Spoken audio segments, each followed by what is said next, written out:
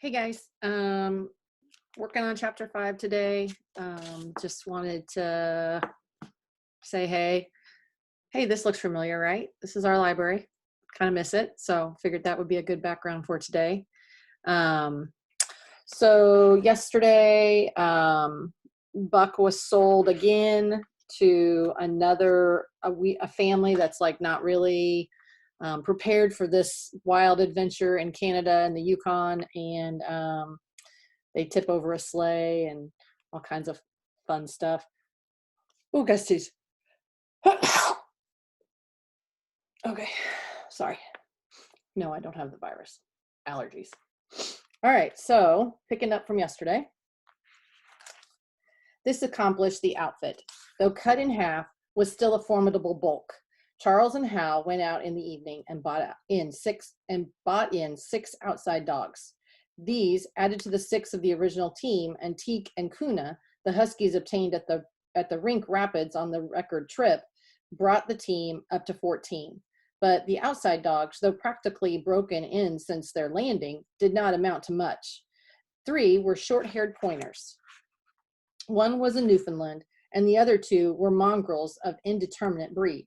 They did not seem to know anything, these newcomers. Buck and his comrades looked upon them with disgust, and though he speedily taught them their place and what not to do, he could not teach them what to do. They did not take kindly to trace and trail. With the exception of the 2 mongrels, they were bewildered and spirit-broken by the strange, savage environment in which they found themselves and by the ill treatment they had received. So this is a picture, I think, of the, let's see if we can get it there. Oh, no, this is impossible. Ah, there we go. It's hard to see, and I don't know which way. There we go. This is the sled being, good Lord, being tipped over in town. So that was yesterday. The 2 mongrels were without spirit at all. Bones were the only things breakable about them. With the newcomers hopeless and forlorn, and the old team worn out by 2,500 miles of continuous trail, the outlook was anything but bright. The 2 men, however, were quite cheerful, and they were proud too. They were doing the thing in style. With 14 dogs, they had seen other sleds depart over the pass for Dawson, or come in from Dawson, but never had they seen a sled with so many as 14 dogs. In the nature of Arctic travel, there was a reason why 14 dogs should not drag one sled, and that was that one sled could not carry the food for 14 dogs. But Charles and Hal did not know this. They worked the trip out with a pencil, so much to a dog. So many dogs, so many days. QED, Mercedes looked over her shoulder and nodded comprehensively. It was all so very simple. Late next morning, Buck led the long team up the street. There was nothing lively about it, no snap or get in him and his fellows. They were starting dead weary. 4 times he had covered the distance between Saltwater and Dawson, and the knowledge that, jaded and tired, he was facing the same trail once more made him bitter. His heart was not in the work, nor was his heart the heart of any dog. The outsides were timid and frightened. The insides were without confidence in their master. Buck felt vaguely that there was no depending upon these 2 men and woman. They did not know how to do anything, and as the days went by, it became apparent that they could not learn. They were slack in all things, without order or discipline. It took them half the night to pitch a slovenly camp, and half the morning to break that camp and get the sled loaded and fashioned so slovenly that for the rest of the day they were occupied in stopping and rearranging the load. Some days they did not make 10 miles. On other days they were unable to get started at all, and on no day did they succeed in making more than half the distance used by the men as a basis in their dog food computations. It was inevitable that they should go short on dog food, but they hastened it by overfeeding, bringing the day nearer when underfeeding would commence. The outside dog, whose digestions had not been trained by chronic famine to make the most of little, had voracious appetites. And when, in addition to this, the worn-out huskies pulled weakly, Hal decided that the orthodox ration was too small. He doubled it. And to cap it all, when Mercedes, with tears in her pretty eyes and a quavering in her throat, could not cajole him into giving the dogs still more, she stole from the fish sacks and fed them slyly. But it was no food that Buck and the Huskies needed, but rest. And though they were making poor time, the heavy load they dragged sapped their strength severely. Then came the underfeeding. Hal awoke one day to the fact that his dog food was half gone, and the distance only quarter covered.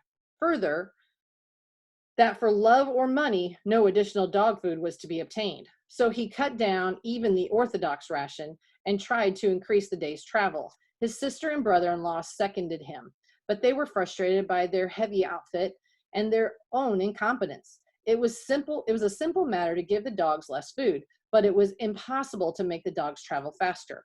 While their own inability to get over way earlier in the morning prevented them from traveling longer hours, not only did they not know how to work the dogs, but they did not know how to work themselves. The first to go was Dub, poor blundering thief that he was, always getting caught and punished. He had nonetheless been a faithful worker. His wrenched shoulder blade, untreated and unrested, went from bad to worse, till finally Hal shot him with the big Colt revolver. It was the saying of country that the outside dog starves to death on the ration of the husky. So the 6 outside dogs under Buck could do no less than die on half the rations of the husky. The Newfoundland went first, followed by the 3 short-haired pointers, the 2 mongrels hanging more grittily on to life, but going in the end. So all those dogs died. Ridiculous. By this time, all the amenities and gentleness of the Southland had fallen away from the 3 people. Shorn of its glamour and romance, Arctic travel became to them a reality too harsh for their womanhood and manhood. Mercedes ceased weeping over the dogs, being too occupied with weeping over herself and with quarreling with her husband and brother. To quarrel was the one thing they were never too weary to do. Their irritability arose only of their misery, increased with it. Their irritability arose out of their misery, increased with it, doubled upon it, outdistanced it. The wonderful patience of the trail, which comes to men who toil hard and suffer sore and remain sweet of speech and kindly, do not come to these 2 men and the woman. They had no inkling of such a patience. They were stiff and in pain. Their muscles ached and their bones ached. Their very hearts ached, and because of this, they became sharp of speech, and hard words were first on their lips in the morning and last at night. Charles and Hal wrangled whenever Mercedes gave them a chance. It was the cherished belief of each that he did more than his share of the work, and neither forebore to speak this brief at every opportunity. Sometimes Mercedes sided with her husband, sometimes with her brother. The result was a beautiful and an unending family quarrel, starting from a dispute as to which should chop a few sticks for the fire, a dispute which concerned only Charles and Hal. Presently would be lugged to the rest of the family, fathers, mothers, uncles, cousins, people thousands of miles away, and some of them dead, that Hal's view on art or the sort of society plays his mother's brothers wrote should have anything to do with the chopping of a few sticks of firewood passes comprehension.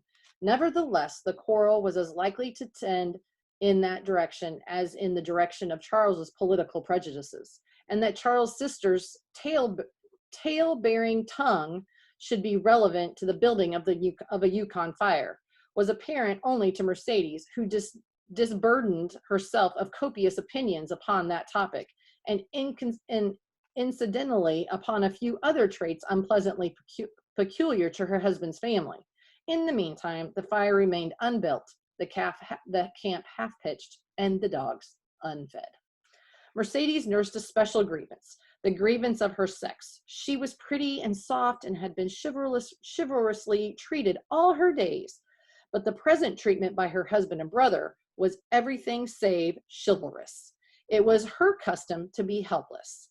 They complained, upon which impeachment of what to her was her most essential sex prerogative, she made their lives unendurable. She no longer considered the dogs, and because she was sore and tired, she persisted in riding on the sled. She was pretty and soft, but she weighed 120 pounds, a lusty last straw to the load dragged by the weak and starving animals. She rode for days, till they fell in the traces and the sled stood still. Charles and Hal begged her to get off and walk, pleaded with her, entreated, to the while she wept and importuned heaven was with a recital of their brutality. I'm sorry, I did not read that well. On one occasion, they took her off the sled by main strength. They never did it again. She let her legs go limp like a spoiled child and sat down on the trail. They went on their way, but she did not move. After they had traveled 3 miles, they unloaded the sled, came back for her, and by main strength put her on the sled again. In the excess of their own misery, they were callous to the suffering of their animals. Hal's theory, which he practiced on others, was that one must be hardened. He had started out preaching it to his sister and brother-in-law. Failing there, he hammered it into the dogs with a club. At the 5 fingers, the dog food gave out, and a toothless old squaw offered to trade them a few pounds of frozen horsehide for the Colt revolver that kept the big hunting knife company at Hal's hip. A poor substitute for food was this hide, just as it had been stripped from the starved horses of the cattlemen 6 months back. In its frozen state, it was more like strips of galvanized iron, and when a dog wrestled it into his stomach, it thawed into thin and innutritious leathery strings and into a mass of short hair, irritating and indigestible. All right, we're going to stop there. Tomorrow we'll finish chapter 5. We'll see you guys tomorrow.